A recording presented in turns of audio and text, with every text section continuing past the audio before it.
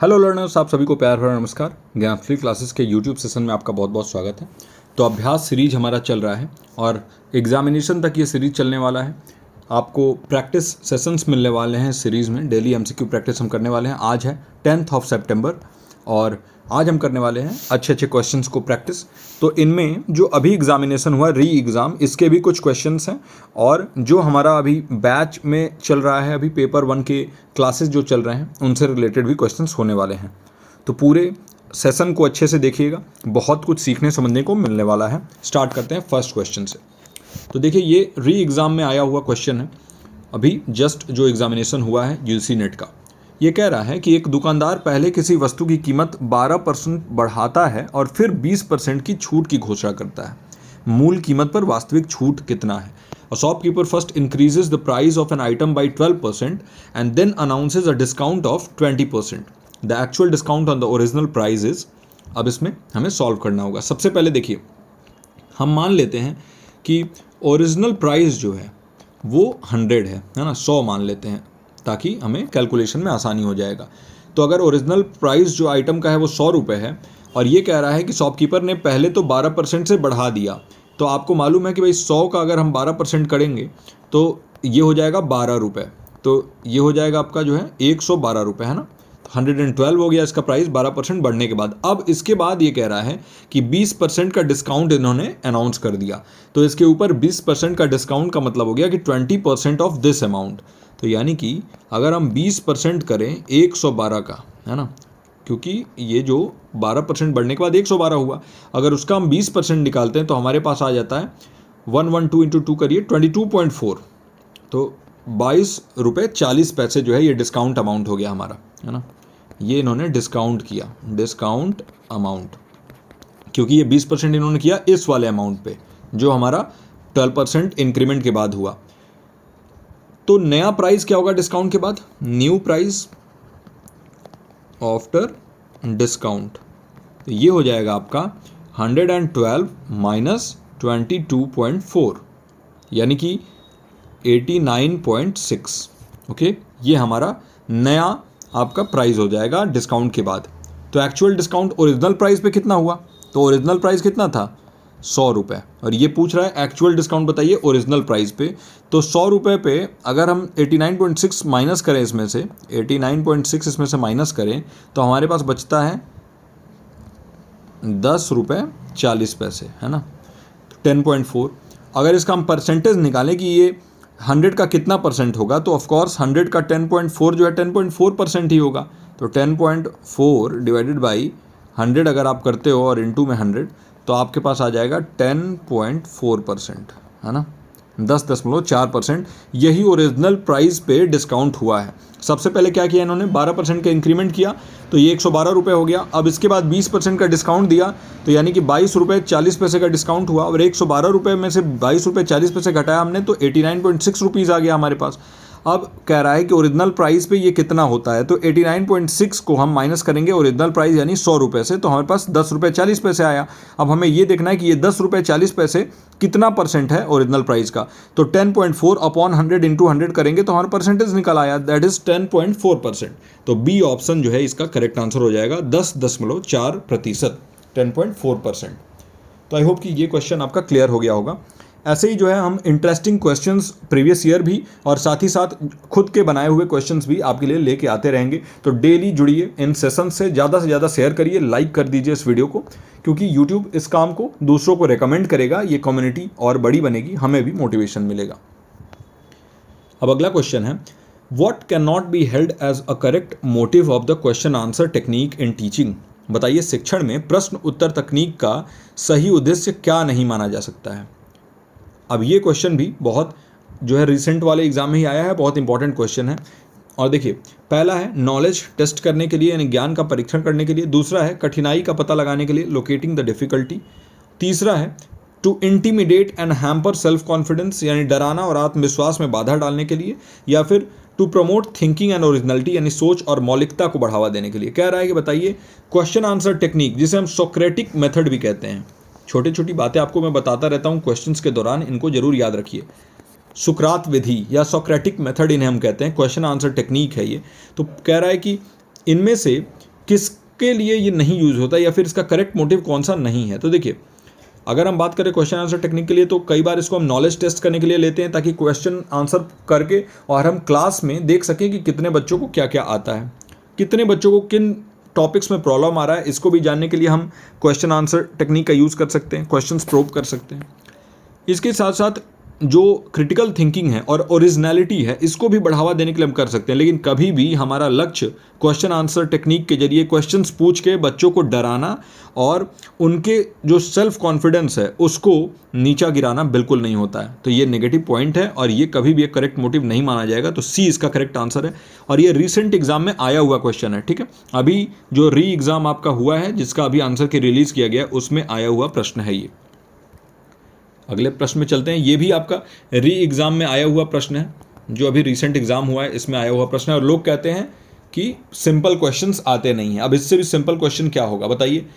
कह रहे बताइए द एक्रोनिम स्वयं रिप्रेजेंट, स्वयं का फुल फॉर्म पूछ रहा है आपसे, कौन सा इनमें से स्वयं का सही फुल फॉर्म है। पहला है scopes web of attentive learning for youth and apt minds. दूसरा है study webs of active learning for young aspiring minds.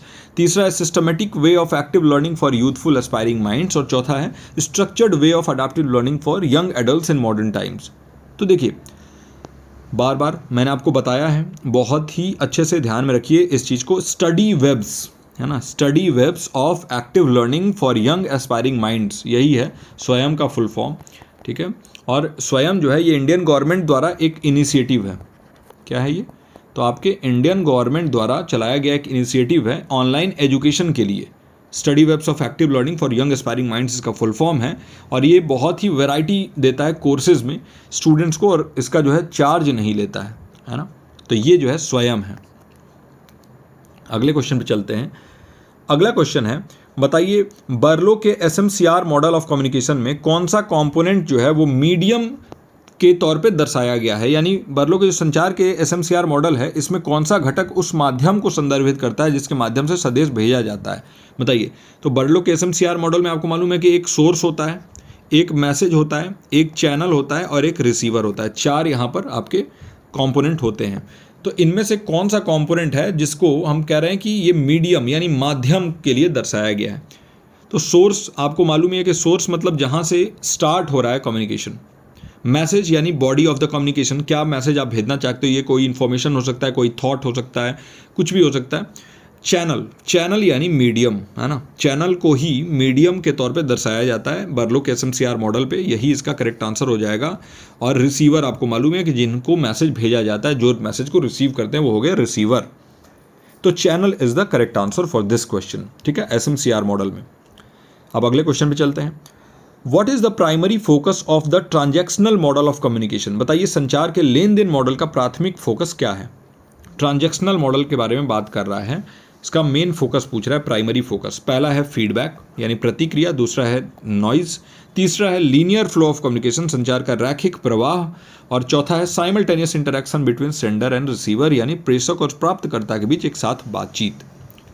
तो देखिए, प्राइमरी फोकस अगर हम ट्रांजैक्शनल मॉडल ऑफ कम्युनिकेशन के बारे में बात करें तो वो फीडबैक, नॉइज और लीनियर फ्लो ऑफ कम्युनिकेशन नहीं होता है, बल्कि simultaneous interaction between sender and receiver. मतलब जो सेंडर और रिसीवर हैं ये आपस में एक साथ बातचीत कर पाते हैं या फिर एक दूसरे के मैसेज को प्राप्त करते हैं और उसको फिर रिप्लाई कर पाते हैं, ये साथ में होता है। साइमल्टेनियसली मतलब एक ही साथ हो रहा है।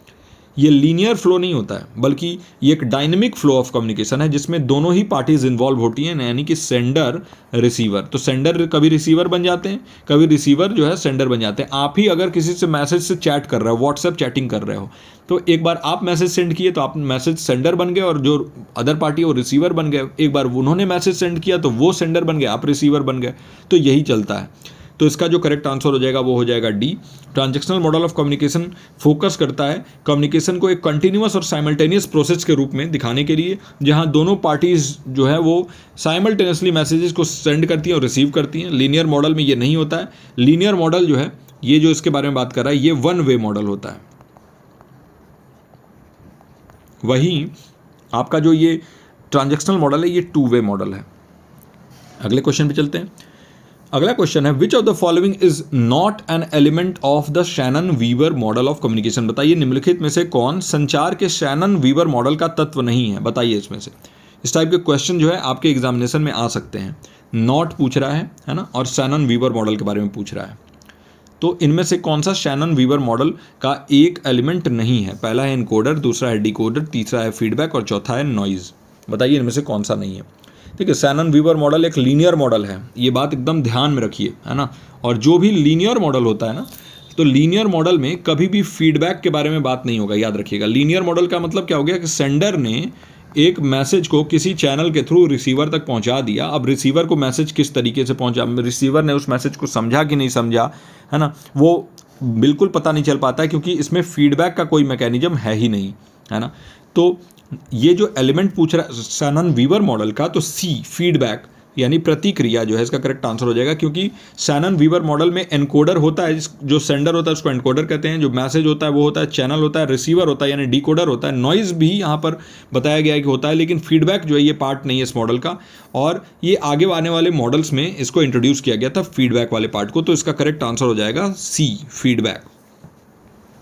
अगला क्वेश्चन है what is the primary purpose of feedback in Schramm's model of communication. तो देखिए अगले आने वाले जो मॉडल्स हमने बात किए थे ना, तो वही है स्क्रैम्स मॉडल। तो स्क्रैम मॉडल में ये फीडबैक वाला जो मैकेनिज्म है वो आ जाता है, जो कि शैनन वीवर मॉडल में एब्सेंट है। तो कह रहा है कि स्ट्राम के जो संचार मॉडल है इसमें फीडबैक का प्राथमिक उद्देश्य क्या है? पहला है टू ट्रांसमिट द मैसेज, यानी संदेश को प्रसारित करने के लिए, भेजने के लिए मैसेज को, संदेश को डिकोड करने के लिए, टू डिकोड द मैसेज। तीसरा है यह सुनिश्चित करने के लिए कि प्राप्तकर्ता संदेश को समझता है, to ensure the receiver understand the message. और चौथा है संचार में सुर बढ़ाना, to increase noise in communication. तो बताइए जो फीडबैक है इसका प्राइमरी पर्पज क्या है स्क्रैम्स मॉडल ऑफ कम्युनिकेशन में? आपको बिल्कुल मालूम है, और ये बहुत ही सिंपल सवाल है। स्क्रैम मॉडल ऑफ कम्युनिकेशन में फीडबैक एक बहुत ही एसेंशियल पार्ट है, क्योंकि ये कंफर्म करता है कि जो मैसेज हमने भेजा है उसको अच्छे तरीके से समझा गया है कि नहीं, अंडरस्टैंडिंग उसका कैसा रहा है, जो रिसीवर है उन्होंने अच्छे से इंटरप्रेट किया है कि नहीं, व्याख्यान कैसा हुआ है उसका। और ये कम्युनिकेशन को ज़्यादा इंटरैक्टिव और ज़्यादा डायनेमिक बनाता है। ये टू वे कम्युनिकेशन के बारे में बात करता है। तो यानी कि मैसेज भेजना नहीं होगा, डिकोड करना नहीं होगा, बल्कि to ensure the receiver understand the message. Feedback का यही जो है मेन लक्ष्य होता है कि जो रिसीवर हैं, जो प्राप्त करता है संदेश को, वो अच्छे से समझ रहे हैं कि नहीं उस मैसेज को, ये सुनिश्चित करने के लिए ही फीडबैक का मैकेनिज्म लाया गया। तो सी या ग इसका करेक्ट आंसर हो जाएगा। अगले क्वेश्चन पे चलते हैं।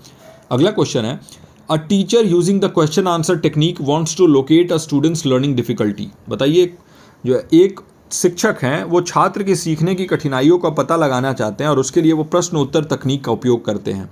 विच मोटिव डज दिस रिफ्लेक्ट? बताइए ये किस मकसद को दर्शाता है, क्या मोटिव है उन टीचर का? क्रिएटिविटी को प्रमोट करना, डिफ़िकल्टी को लोकेट करना, स्टूडेंट को इंटिमिडेट करना, या फिर स्टूडेंट के मेमोरी को असेस करना। क्वेश्चन आंसर टेक्निक के जरिए वो एक स्टूडेंट के लर्निंग डिफ़िकल्टी को लोकेट करना चाहते हैं। तो इस केस में क्या सही उत्तर होगा? तो देखिए पहले ही पता चल गया कि भाई लर्निंग डिफ़िकल्टी को अगर वो लोकेट करना चाहते हैं तो इनका जो मोटिव है वो है टू लोकेटिंग द डिफ़िकल्टी, है ना।